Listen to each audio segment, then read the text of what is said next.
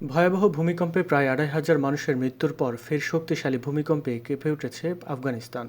বৃহস্পতিবার ৬.২ মাত্রার এই ভূমিকম্পটি আঘাত হানে। তবে নতুন করে আঘাত হানা ভূমিকম্পে আফগানিস্তানে কোনো ক্ষয়ক্ষতি হয়েছে কিনা সেটি তাৎক্ষণিকভাবে জানা যায়নি। জার্মানির ভূবিজ্ঞান গবেষণা কেন্দ্র জানায়, নতুন ভূমিকম্পটি মাটির ১০ কিলোমিটার গভীরে সংঘটিত হয়েছে।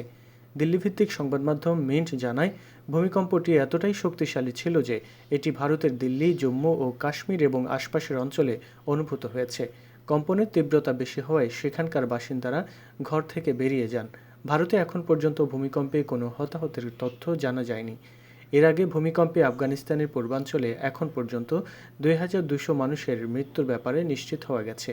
ভয়াবহ এই প্রাকৃতিক দুর্যোগে আহত হয়েছেন ৩,৬০০ জন। ভূমিকম্পে কয়েকটি গ্রামের বেশিরভাগ বাড়িঘর ধসে পড়েছে। এতে হাজার হাজার মানুষ খোলা স্থানে থাকছেন।